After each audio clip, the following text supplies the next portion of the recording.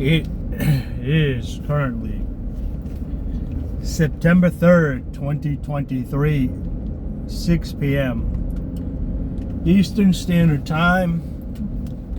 Doing a pilgrimage to Vegas to play some poker. But I'm currently in, where am I?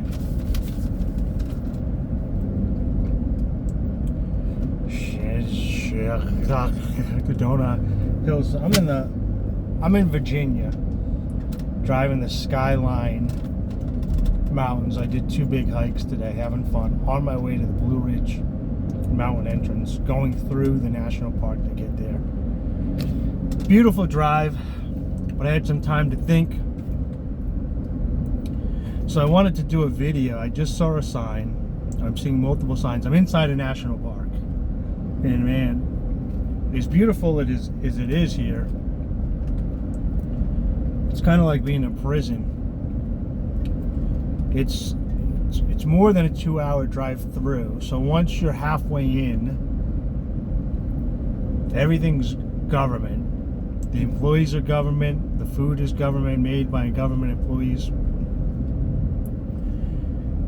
I stopped and the only thing they had on the menu that was vegan was salad. They had a fake chicken protein to put on top of it, but it had soy in it and I didn't want it. So I was like, you know what, I'll just have a salad, and I brought protein shakes, so I'll have a protein shake. and it's just, I should have known better. It was just terrible. But anyways, there's these signs here that says it's unlawful to feed the wildlife, and I just, every time I see them I laugh, because I mention this a lot on Twitter, and I mention this in real life, and I try not to police people's words, but we're using their language, meaning the government's language.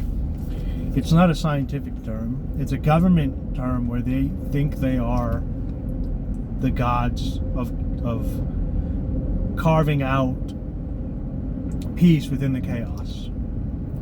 So if you study science to any degree, I mean, philosophy is the big brother, or maybe the big sister, of hard science, because it's Sophia is wisdom. Sounds feminine to me, but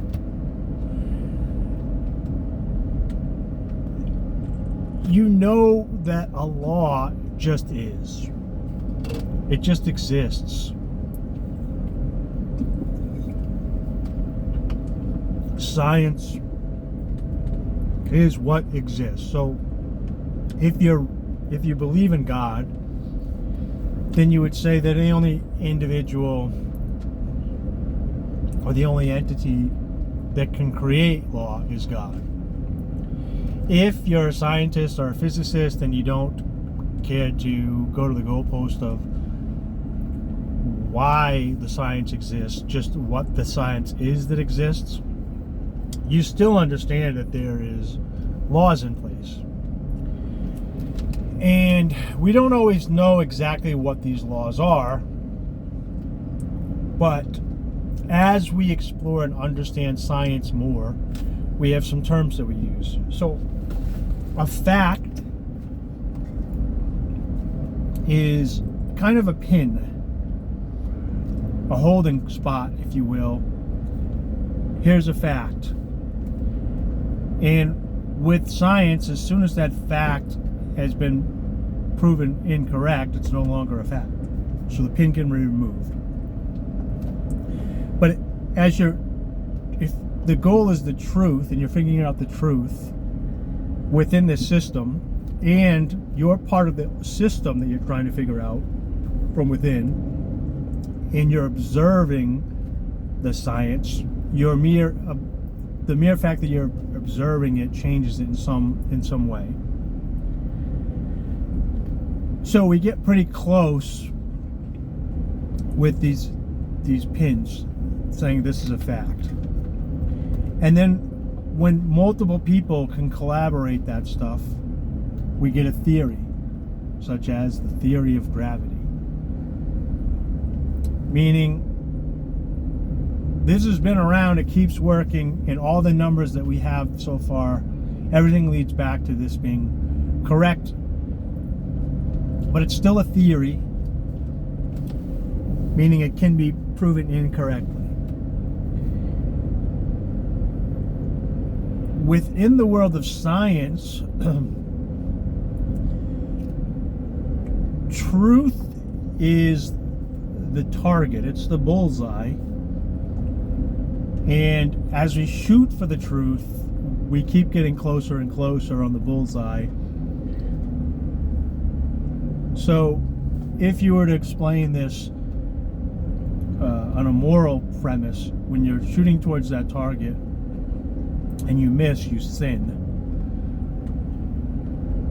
And the equivalent of that in real life was be if you think that you figured out the law of gravity and then you go to shoot a rocket into space, but you don't give it enough energy to, the weight of that rocket versus the weight of the fuel versus the amount of force it needs to break away from the gravitational pull to get into orbit.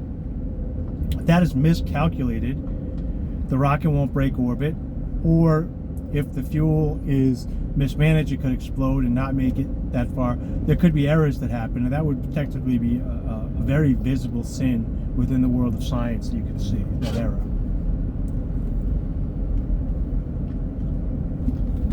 But the laws of physics exist around us. They're there and we observe them. They're the universe, or God, if you want to call it that, if you look at it from a spiritual way, or the universe, if you look at it scientific, whatever you want. They're there, they're concrete, they don't change. They may evolve, or you might misinterpret them. But there's a framework, there's a fabric to the world in which we live in.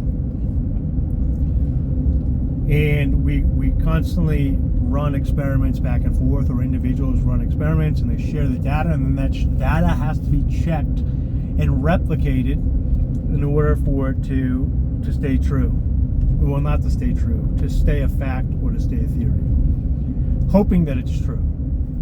But true is the horizon.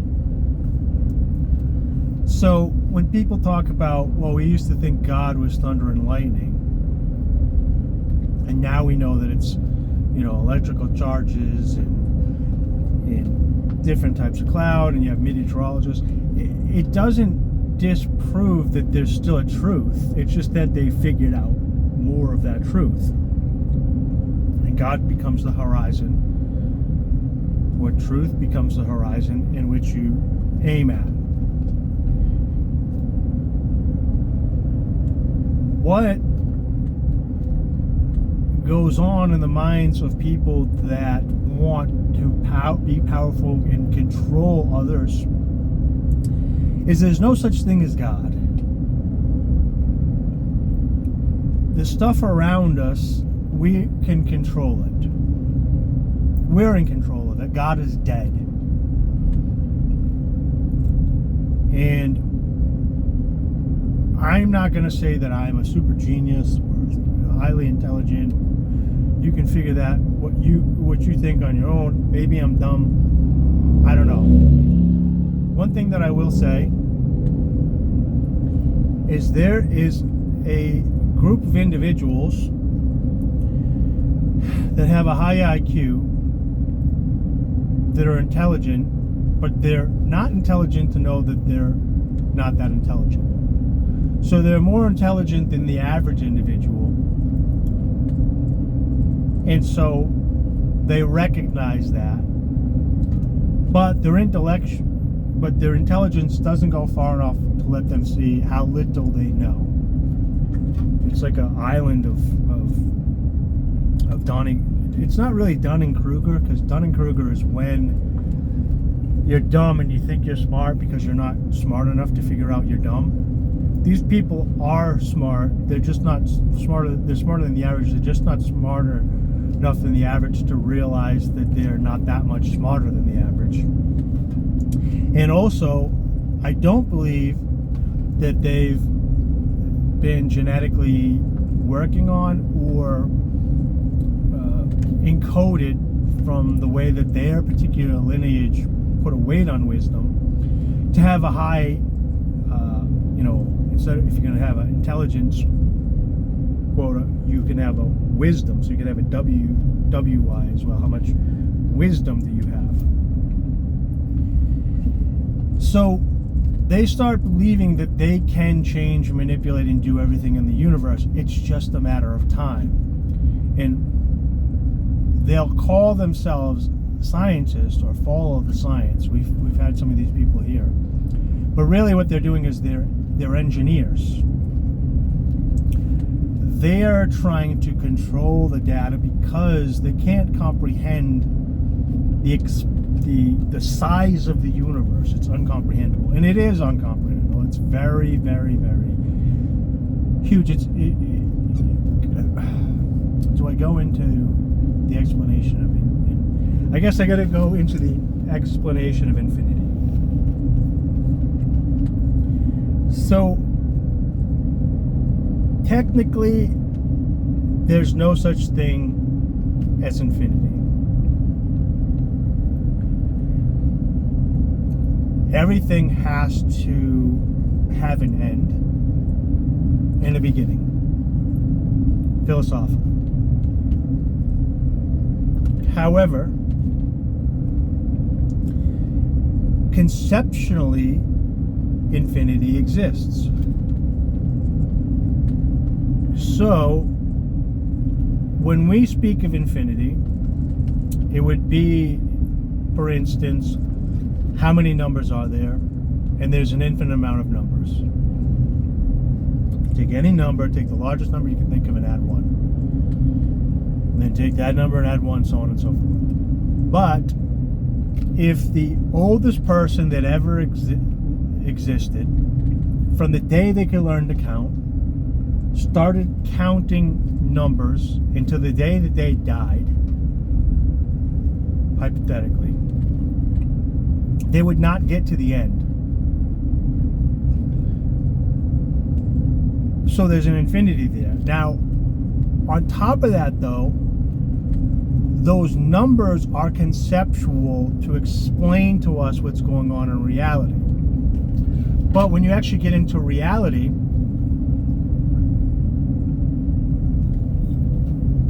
the universe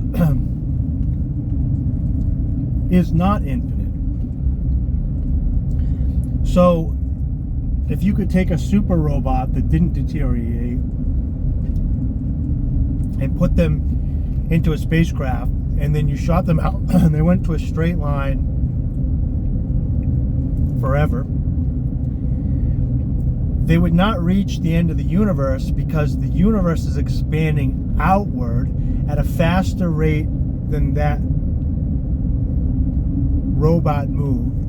So if that robot that never deteriorated in a spaceship that never deteriorated traveled an infinite amount of time towards the border of the universe, which is expanding at an infinite rate, they would never reach each other because the infinity of the universe is bigger than the infinity of the robot that can't be deteriorated, that's in a spaceship that can't deteriorate. Now, take this robot that's in a spaceship that can't be deteriorated, and the robot can't be deteriorated, and now the spaceship moves at the speed of light +1, while the universe is expanding at the speed of light. For hypothetical, it's a hypothetical. If you could go faster than the speed of light, you could technically reach the end of the universe if you had an infinite amount of time. So, although the universe is not technically infinite, it has an end to it. Because there's no way to travel to the end of it, even with an infinite amount of time, right now, it's considered to be pragmatically infinite in size.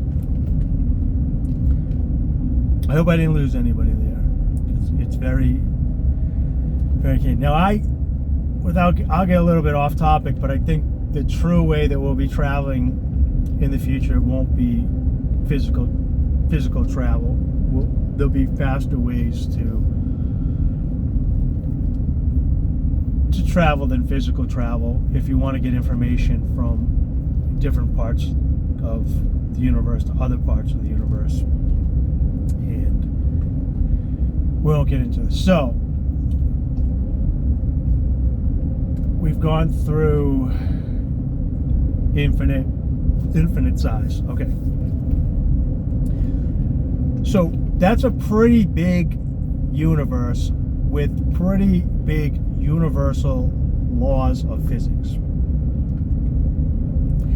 If you've been able to follow me this far, then you're not one of the people that I'm about to explain. If you have not, if I lost you when I was trying to explain that, then you'll be able to empathize with the individuals I'm about to talk to, because you're in the same boat. And if you did understand what I'm about to say, you'll be able to sympathize with the individuals I'm about to talk to, because you'll understand why it's so big that they can't understand it, even though you do.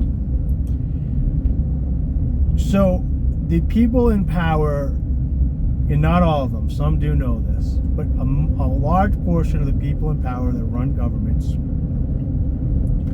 that believe they're creating laws, cannot understand extremely large numbers like I explained, because they're very difficult to conceptualize. And the numbers that we deal with on a normal basis are much smaller than the infinite stuff that I just talked about there.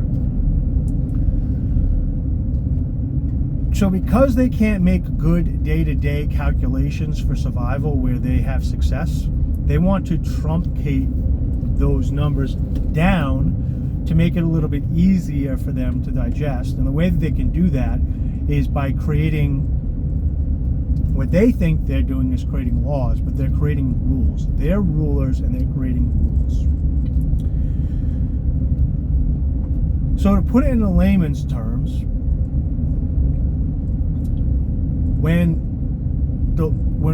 I don't like the language when they say people are trying to create gun laws and gun restrictions. That's not what's happening. Rulers are trying to create gun rules. They're uncomfortable and don't understand what's going on, and some of them do. It's good. Some of us tremendously do. They do.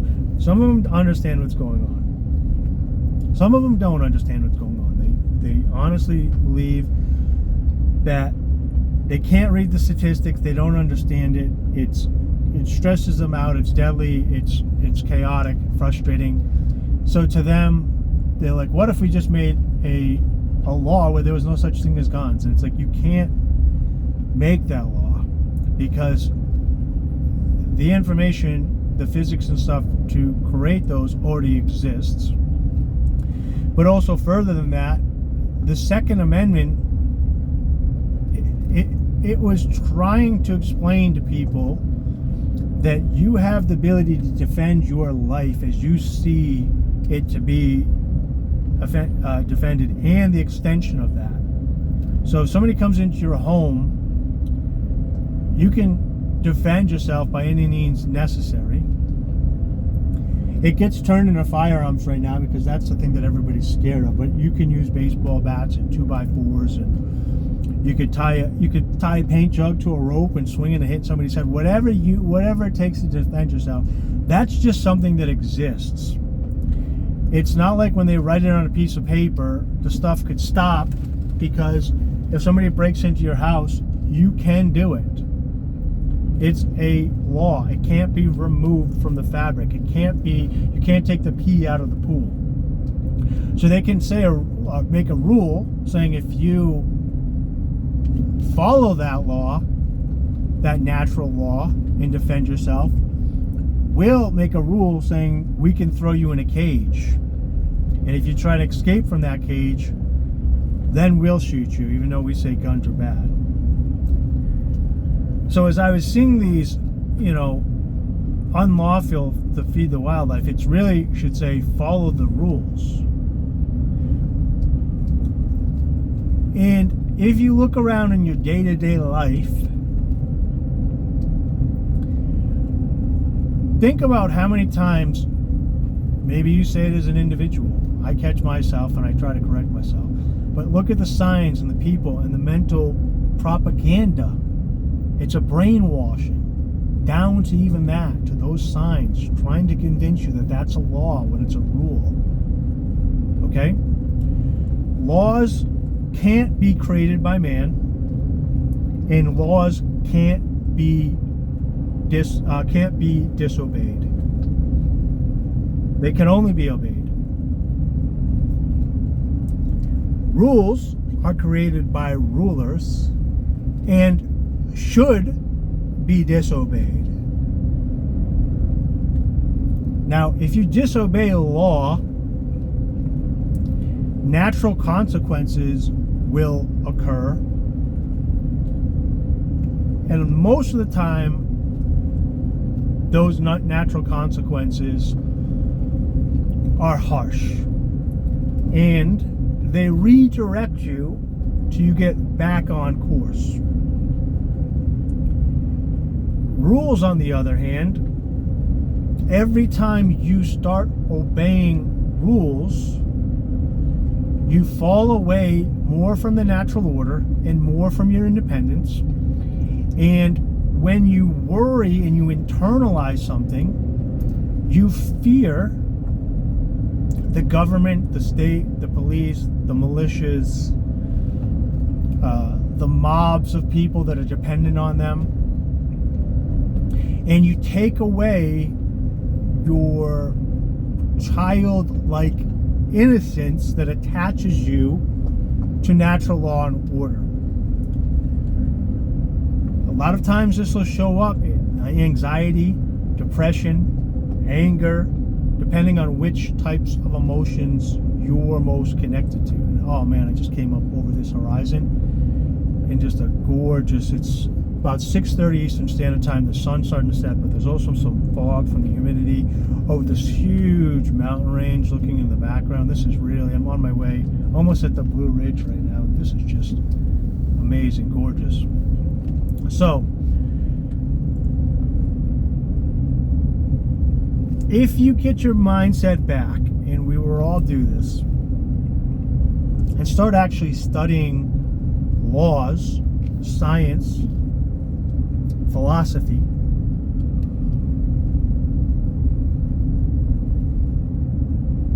your perception of reality and reality will line up much better.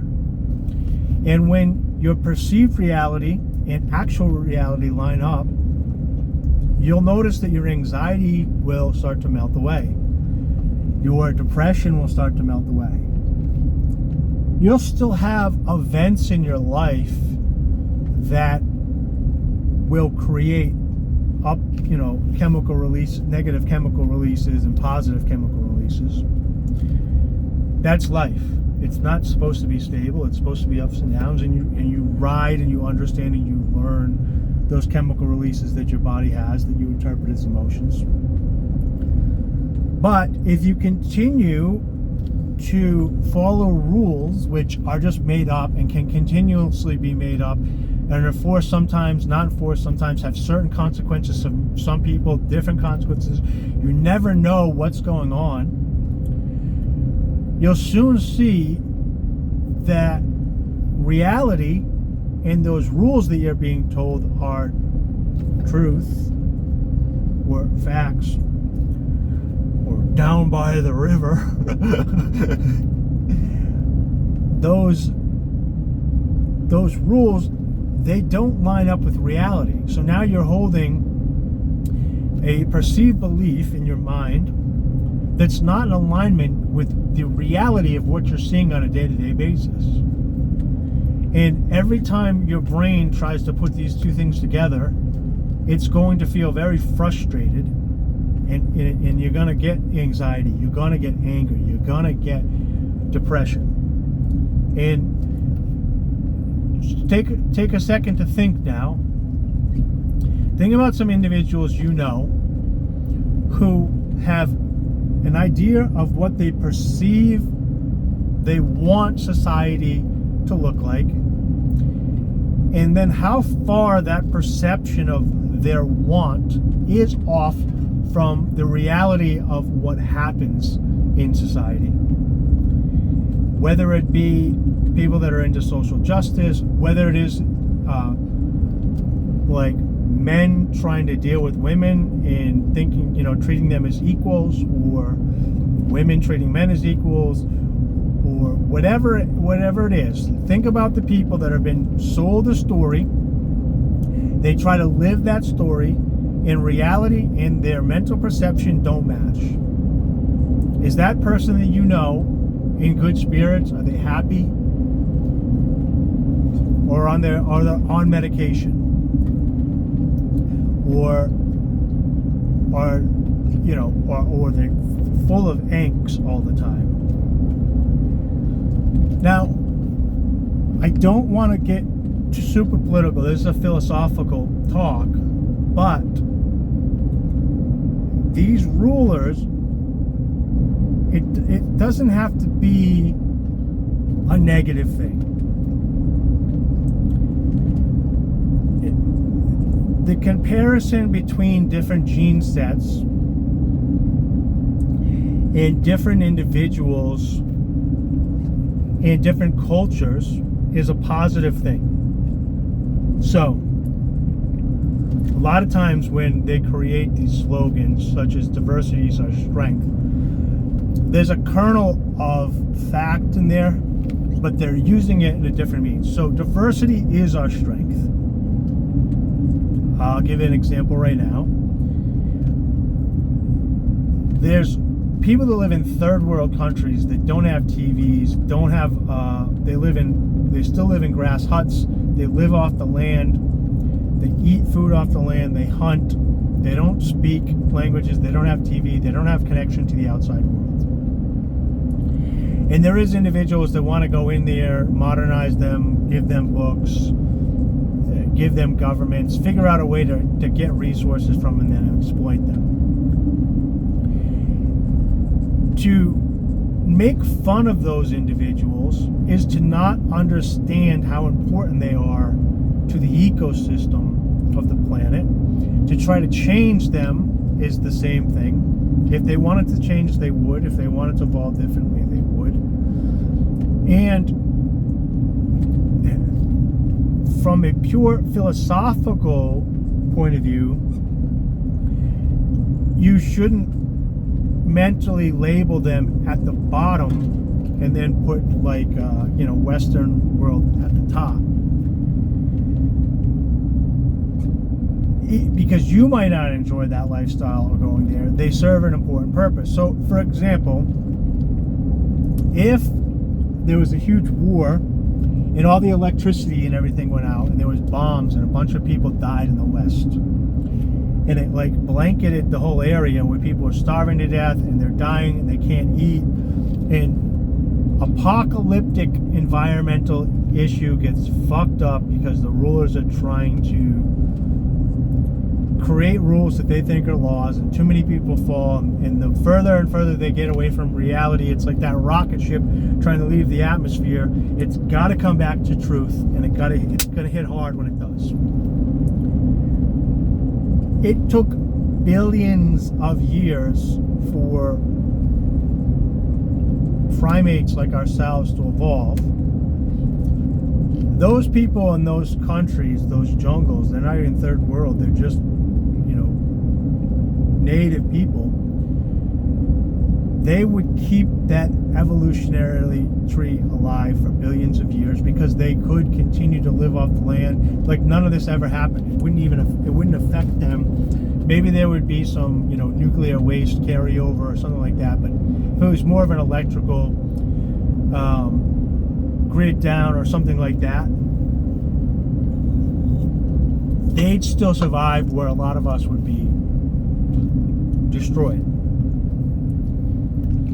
Furthermore, just bringing it into the Western world, yes, there are parasitical individuals on the side that believe that they're creating and changing stuff. If they live in a world where they're never going to not try to push you to get into their beliefs. And so the sooner you create your life in a way where you're fine with that and you dodge them, the sooner you can be happy and flourish, and then you'll probably make most of them obsolete because your energy is going in another direction. I'll give you a parallel here. So currently, transgenderism is freaking a lot of people out. And the right, I'm going to polarize this as right and left for sake of argument. So I know everybody's different, but let's just say the right is saying, no, leave kids and people alone. And the left is saying, no, they feel like X, Y, or Z, so they want to change. If you believe in like a God and evolution and sin being like the closest to the truth and the chemical reactions and all that stuff, then you're going to fall in line with the people on the right that is like, the science is follow the science. You get born with certain genitalia, certain chemicals, you learn those chemicals and how they interact and there's emotions. And we found through thousands and thousands of years of if you act in this particular way, it's really good for the chemicals you can release, and then you can pair bond and all this stuff. And the left is saying we're trying to learn technology where that doesn't matter anymore. God is dead. Your DNA just snaps together and gives you a gender, and there's chemical releases. We're working on science and technology, which really individual engineering, where we can manipulate and engineer people to have different experiences based on what they want. So the technology is pretty new right now, but as things change, maybe they'll get better and better at changing these individuals. And if somebody's deaf, then somebody on the right or the left would probably be like, yeah, it's not a problem to put a hearing aid in them. But if somebody in the left's like, I want to try a penis, I wish I would have been born with one, but I wasn't, can we try one? And they get this makeshift weird penis. They're probably not going to like it, but hey, they got to do it. They're an adult. They're experimenting with the fact that God and natural order is dead and we're in control. So where can we take this? You don't have to be happy and sad and all that stuff. If you take this drug, you can just be neutral. And then other people are like, no, part of the life experience is being happy and sad and mediocre and stuff like that's how chemicals react. Now, from an outsider's perspective, when I look in, one last one I'm going to do is the pill. So in natural order with things, a man and a woman have sex and there's a pregnancy, the man can just walk away. The woman has to have that child. And now if she had a job or whatever, she's attached to that child, and she's breastfeeding and can't go to work and what have you. And the left is saying, and like I said, I'm polarizing this. Well, what if, one, if she doesn't want to have the baby, she could just kill it, because like the man can just walk away. Why can't the woman? So in natural order of things, there's an imbalance, and we'll try to make it equal with the pill or the abortion. And then now they're doing breastfeeding, like men are breastfeeding their babies, quote unquote, because we do have nipples and you can lactate and stuff with drugs. So like instead of the mother having to stay home because of the breastfeeding, what if the mother could have a baby and then go back to work, and then the husband stayed home and breastfed because we could do a surgery for them, and they decided. I can't help but wonder a little bit how much this was primed through video games. Meaning, you can mod your stuff out, mod your characters, change your characters, do all this stuff. And in real life, you're kind of held within the restraints of realities when it originally existed. So I think in the future, there'll also be fights with like Neuralink, where some people are 100% like Mr. Beast is like, yeah, put it in me. I'll be super intelligent, super quick, get all this information. What could possibly go wrong? I want to be half robot, half human. And other people are like, no, I want to cap out at what the best I can be as myself as a human. So I don't want to add anything. I don't want to trick out. I don't want to trick my ride. I like the meat wagon that I'm driving. So as those two people compete, that's fine. And if one side fails and the other side succeeds, then the person that's sinning, that's moving away from reality, will disappear. If you spend all your energy and time trying to defeat the enemy, you spend no time growing, nurturing, and fixing the side that you need to fix. I'm not going to try to be completely cold-blooded here, but it's like, since Joe Biden took office, right? The Democrats have been killing their offspring. The ones that survive have been cutting off their reproductive organs. Their penises and their vaginas are getting sewed up, and their penises getting chopped off. Everybody was forced to stay home. So, people got Christian values. They got to be back home with their family because of the lockdowns and stuff. So it's like all the stuff that they keep trying to do, in a couple of generations, it's just going to hurt them. Now, I know from a Christian point of view, they're like, well, we got to stop these kids because they're being abused. And maybe that's true. But you can protect your kid, and you can protect your friend's kid and your family's children.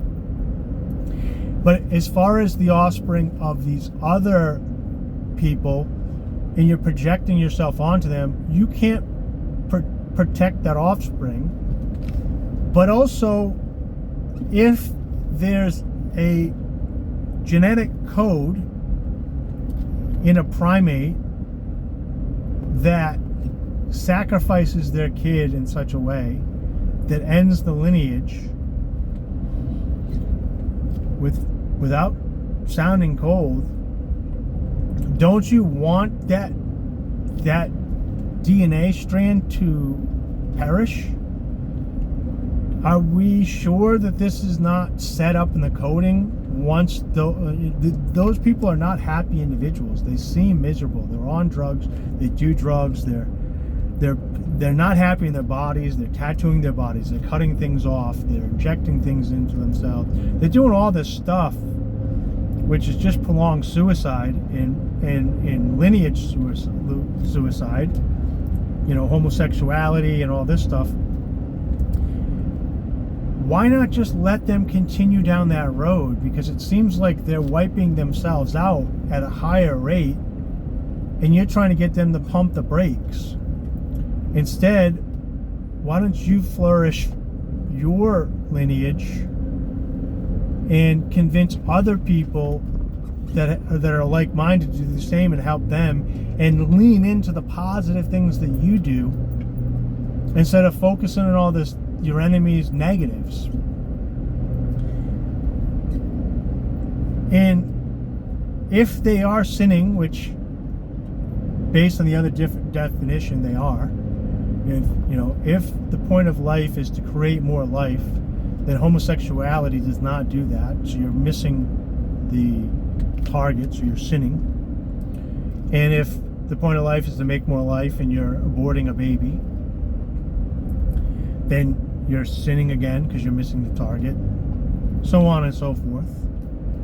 And if that's the case, it's not your responsibility. As far as a Christian goes, that's God's framework. He is being wrathful.